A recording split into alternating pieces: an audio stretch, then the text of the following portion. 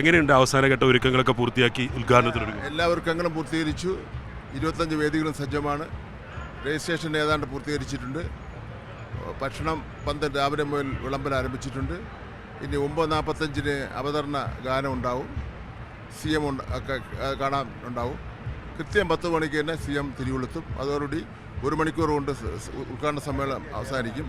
അത് കഴിഞ്ഞിട്ട് 11 കൂടി മത്സരങ്ങൾ ആരംഭിക്കാൻ കഴിയും. 11:30 ഇപ്പോൾ വിദ്യാർത്ഥികളൊക്കെ പറയുന്നത് മന്ത്രി അപ്പൂപ്പൻ ആണ് വി ശിവൻകുട്ടി. അവർ പറയുന്നത് വലിയ ആവേശത്തിലാണ് അവർക്കൊപ്പം മന്ത്രി ഉള്ളത്, അതിൻ്റെ ആവേശത്തിലാണ് അവരെന്നാണ്. അവരുടെ മന്ത്രി അപ്പൂപ്പനാ എനിക്കിഷ്ടമാണ്, കുഴപ്പമില്ല. മന്ത്രിയുടെ നാട് കൂടിയാണ്. എനിക്കെല്ലാ നാടും ഒരുപോലെയാണല്ലോ കേരളം. ഞാൻ കേരളത്തിലെ വിദ്യാഭ്യാസ മന്ത്രിയല്ലേ.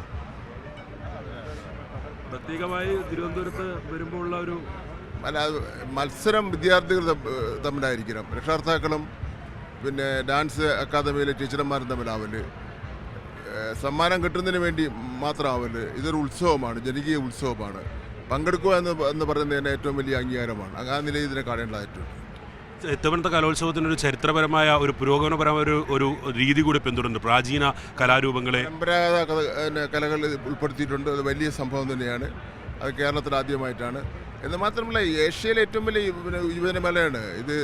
ഇത്രയും 13,000-ഓളം വരുന്ന കുട്ടികളുടെ മത്സരം സംഘടിപ്പിക്കുക, ഇത്രയും ഇനങ്ങളിലെ മത്സരം സംഘടിപ്പിക്കുക, അവർക്ക് ഭക്ഷണം, താമസ സൗകര്യം, ജഡ്ജസിനെ കൊണ്ടുവരൽ, ഇത് അസാധ്യമായിട്ടുള്ള കാര്യങ്ങളാണ് ചെയ്തുകൊണ്ടിരിക്കുന്നില്ല. നമുക്ക് ഓരോ നിമിഷവും കഴിഞ്ഞ് കിട്ടി പിന്നെ റിസൾട്ട് വരുന്നവരെ നമുക്ക് ഏതൊരു മനുഷ്യന് ഉത്തരവാദിത്തം വഹിച്ചാലും അയാൾക്ക് ടെൻഷൻ തന്നെയാണ്. പിന്നെ എൻ്റെ തിരുവനന്തപുരം ജില്ലയിലെ MLA-മാരും അധ്യാപക സംഘടനാ നേതാക്കന്മാരും ജനങ്ങളൊക്കെ തന്നെ എന്നോടൊപ്പം തന്നെ നിൽക്കുന്നു എന്നൊരു ആത്മവിശ്വാസമാണ് എനിക്കുള്ളത്.